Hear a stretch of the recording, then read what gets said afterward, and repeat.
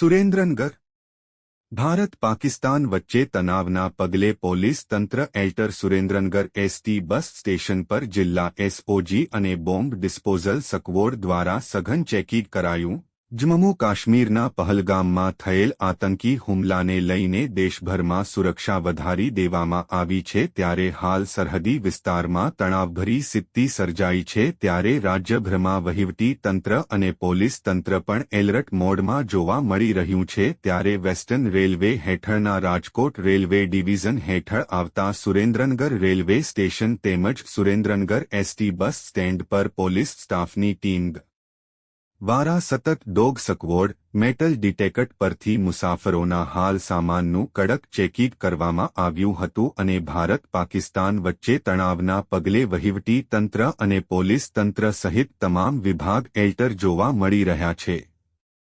Surendranagar reporter મહેશભાઈ ઉતેરિયા દ્વારા સુરેન્દ્રનગર જિલ્લાના માનનીય પ્રભારી સચિવ શ્રી રાકેશ શંકર સાહેબના અધ્યક્ષસ્થાને તાજેતરમાં જે ઘટિત ઘટનાઓ છે એના અનુસંધાને જિલ્લા વહીવટતંત્ર તરફથી શું પૂર્વ તૈયારીઓ છે અને આગામી સમયમાં યુદ્ધ અથવા તો ડિઝાસ્ટર જેવી પરિસ્થિતિઓને પહોંચી વળવા માટે જિલ્લાની જે પણ અલગ અલગ ડિપાર્ટમેન્ટ વાઇઝ તૈયારીઓ થયેલી છે એની એક રિવ્યૂ મિટિંગ રાખવામાં આવી હતી।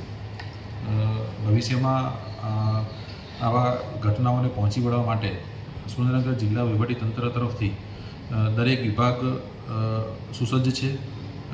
હેલ્થ ડિપાર્ટમેન્ટ, આરએનબી ડિપાર્ટમેન્ટ, બીજીવીસીએલ, પુરવઠા અધિકારી એમની શાખાઓ અને એ સિવાય તમામ ડિપાર્ટમેન્ટ જિલ્લાના ભવિષ્યની ઘટનાઓ અને શક્યતાઓને આધારે રાખીને બધી તૈયારીઓ અમે પૂરું કરવા આવી રહી છે। તેમજ આર્મી, એનસીસી, એનએસએસ અને હોમગાર્ડ એ તમામ સાથે જિલ્લા વહીવટતંત્ર તરફથી સંકલન કરીને એમને પણ પૂરતો સપોર્ટ અને સહયોગ કરવામાં આવશે। આમ સુરત જિલ્લા વહીવટતંત્ર તરફથી તમામ પ્રકારની તૈયારીઓ કરવામાં આવી રહી છે, પરંતુ સાથે સાથે લોકોને પણ અપીલ છે કે કોઈ અફવાઓ પર ધ્યાન ના આપે। અત્યારે હાલ સંપૂર્ણ શાંતિપૂર્ણ માહોલ છે અને તંત્ર તરફથી ભવિષ્યમાં જો કોઈ આવી ઘટનાઓ બને એના માટે આ એક ફક્ત પૂર્વ તૈયારી તરીકેનો ભાગ રૂપે આ એક્સરસાઇઝ કરવામાં આવી રહી છે।